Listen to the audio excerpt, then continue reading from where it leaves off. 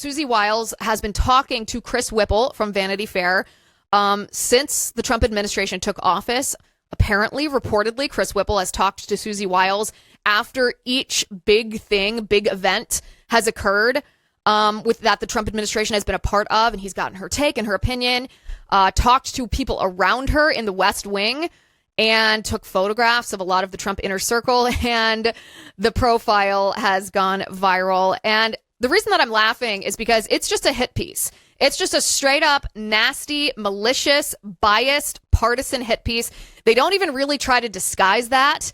It's just completely evident to anybody who sees even the cover photos of this piece.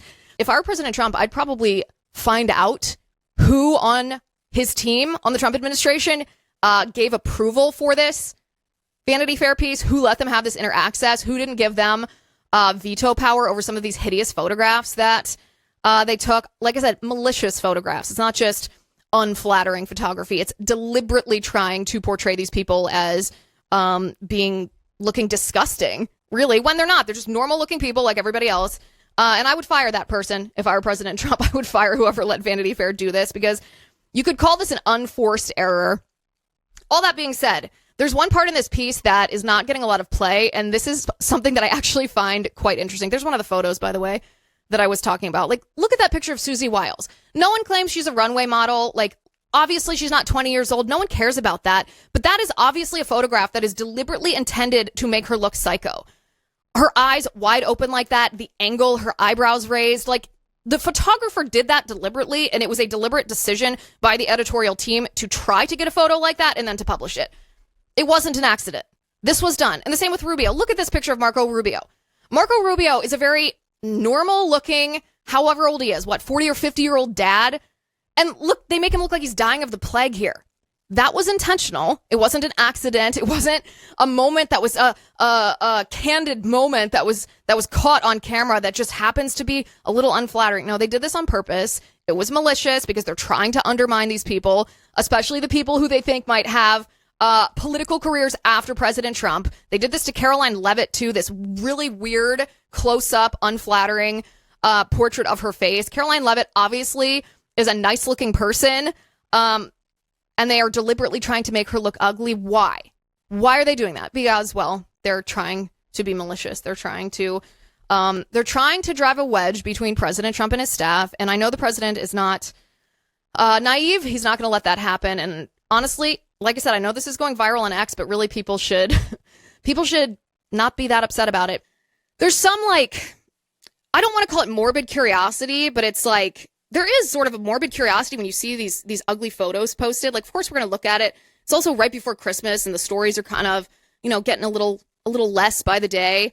But any attempt to undermine and downplay President Trump's achievements in office, I mean, you can criticize and say what you want to happen in the next 3 years, and I know we do that on a daily basis, but it's not going to work. It's not going to work. It's a tired old tactic here. Again, my bigger question is, who okayed this interview? Like, really?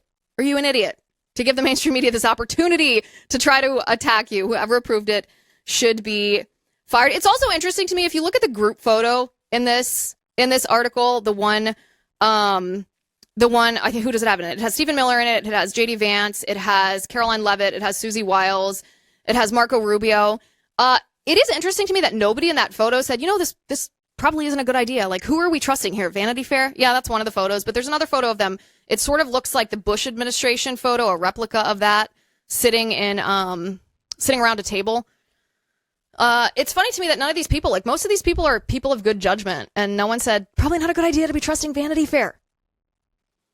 But apparently they did not. This actually plays into my prediction of what's going to happen after the first of the year in the Trump administration, which I will relate to you, my prediction, because I think I'm right about this. Okay, 2026 predictions quickly. So one of my predictions for next year, and I think this will probably happen within the first 3 months, could be a little sooner, is I think we're going to see some significant turnover in the president's cabinet. After his first administration, when there was almost constant turnover, you got the feeling that there was a desire in this administration to have people stay for at least a year, not to have that constant turnover, to have a little more stability, if you will, within the staff, both at confirmation level, like secretary level, but also, lower staff. However, we are about to reach that year mark, and there are several members of his administration who I would predict are going to be on their way out in the first couple of months of 2026. The first person that I predict will be on their way out, this is not going to surprise you, but Attorney General Pam Bondi. Pam Bondi, of course, for all the reasons we've covered on this show, has been a liability to the Trump administration. She has not been a net positive. And in fact, she's wasted a good deal of the Trump administration. She's wasted 25%.